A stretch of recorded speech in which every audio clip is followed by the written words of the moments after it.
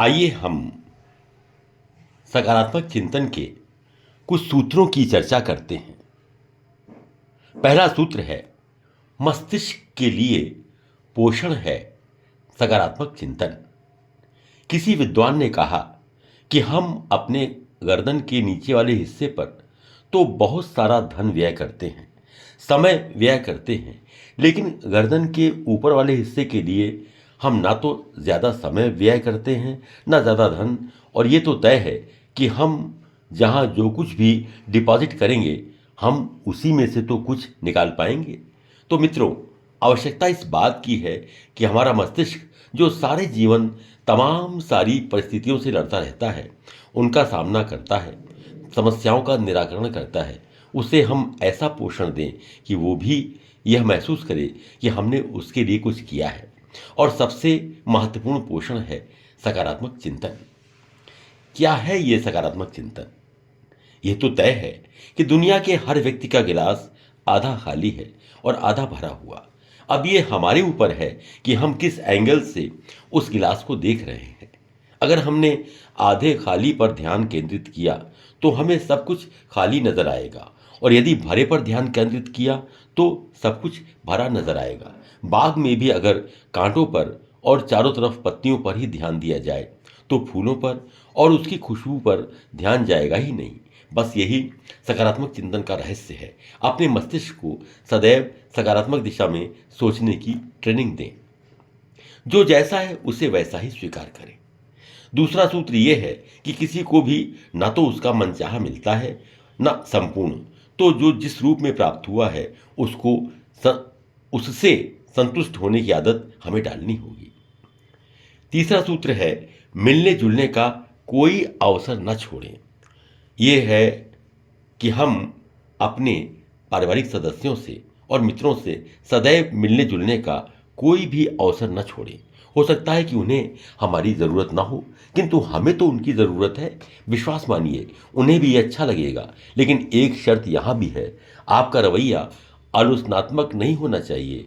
हम ना तो अपने चारों ओर की परिस्थितियों को बदल सकते हैं ना लोगों को। हर किसी के अपने विचार हैं और अपनी जीवन शैली। उसकी आलोचना न कर उसके साथ समायोजन ही सुख पाने का एकमात्र रास्ता है। चौथी बात जो सबसे महत्वपूर्ण है वह यह है कि अपने आप को किसी भी हालत में अकेला न छोड़ें। अकेलापन सदैव ही अवसाद का जनक होता है। अकेलेपन को भरने का कोई ना कोई साधन जरूर बनाएं।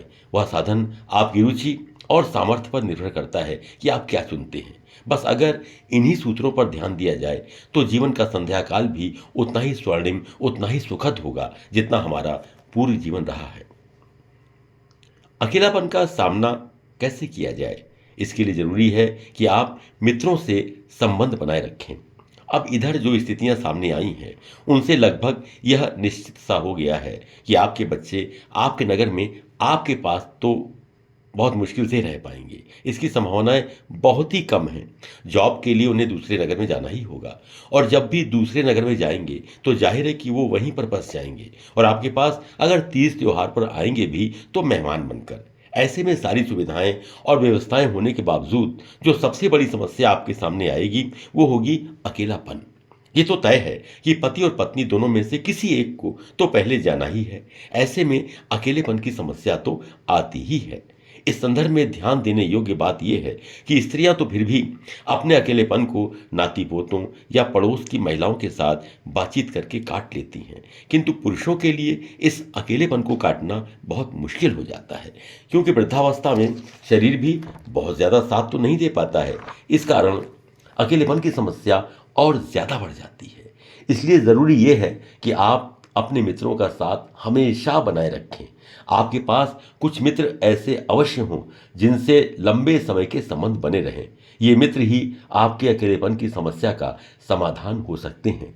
यदि इसके लिए आपको कुछ खर्च भी करना पड़े तो पीछे ना हटें, क्योंकि ये अर्थभार अकेलेपन की समस्याओं की तुलना में कम ही होगा। हाँ, ये जरूर ध्यान रखना होगा कि ये मित्र कहीं आपके अकेलेपन का लाभ उठाकर अपना कोई बड़ा स्वार्थ तो नहीं सिद्ध कर रहे हैं। एक और बात, और जो बड़ी महत्वपूर्ण है, वो ये कि बच्चों की शादी ब्याह पर सामर्थ्य के अनुसार ही व्यय करें। अपने बच्चों के शादी विवाह को लेकर सबके ही मन में बहुत सारी कल्पनाएं होती हैं और स्वयं बच्चों के मन में भी बहुत सारे सपने पले होते हैं, इच्छाएं होती हैं। लेकिन यहाँ भी अपनी और अपने बच्चों की भावनाओं पर नियंत्रण करना अनिवार्य है। अगर आपने अपनी और उनकी सारी इच्छाओं और सपनों को पूरा करने के लिए कमर कस ली और ये सोचकर कि शादी तो एक ही बार होनी है, अपनी सामर्थ्य से ज़्यादा अपनी संचित पूंजी को लगा दिया या इधर उधर से उधार लेकर लगा दिया, तो निश्चित रूप से आपकी आर्थिक स्थिति खराब होनी ही है। अगर आप ये सोचते हैं कि अभी लगा दो, बच्चे तो कमा ही रहे हैं, बाद में उनसे लेकर इस कमी को पूरा कर देंगे, तो ये आपका भ्रम है। क्योंकि व्यवहारिक बात यह है कि बेशक बच्चे पर्याप्त कमा रहे हों, लेकिन विवाह के बाद परिस्थितियां बिल्कुल बदल जाती हैं। तब अनेक ऐसे अप्रत्याशित खर्च सामने आने लग जाते हैं जिन्हें पूरा करना बच्चों का कर्तव्य हो जाता है। फिर उसकी पत्नी के भी कुछ सपने होंगे ना, शादी के बाद उन्हें भी तो वो पूरा करेंगे। तब आपने जो खर्च किया है वह आपकी जिम्मेदारी है, ऐसा भाव निश्चित रूप से उनके मन में आएगा। और तब आपकी स्थिति क्या होगी आप स्वयं सोच सकते हैं। इसलिए बच्चों की शादी ब्याह पर बहुत सोच समझकर अपनी सामर्थ्य के अनुसार ही व्यय करें, बिना ये सोचे कि लोग क्या कहेंगे। लोग कुछ नहीं कहते, सिर्फ हम सोचते हैं कि लोग क्या कहेंगे। इसी प्रकार बच्चों की पढ़ाई के लिए ऋण लेते समय भी ध्यान रखिए, अगर ऋण लेना ही पड़े तो उसे उन शर्तों पर लेना चाहिए जिसमें पढ़ाई पूरी करने के बाद नौकरी लगने पर बच्चे भी इसकी जिम्मेदारी को समझें और ऋण की राशि वापस करनी है, ये उन्हें ध्यान रहे और वे कोशिश करें कि इसे चुकाने में उनको भी सहयोग करना है, जिससे आपके ऊपर उस ऋण का पूरा भार नहीं पड़े। अगर आप आर्थिक रूप से मजबूत हैं और स्वयं यह बोझ उठा सकते हैं तो आपको ही इस ऋण को अदा करना चाहिए। और अंतिम बात, अपनी ज़िंदगी को आसान बनाएं। वो कहते हैं कि ज़िंदगी का जीना आसान नहीं होता, ज़िंदगी को जीना आसान बनाना पड़ता है। कैसे? सब कुछ सब्र करके, कुछ बर्दाश्त करके और बहुत कुछ नज़रअंदाज करके। समझ गए? कभी मत सोचो कि जो मैं कह रहा हूँ वही सही है।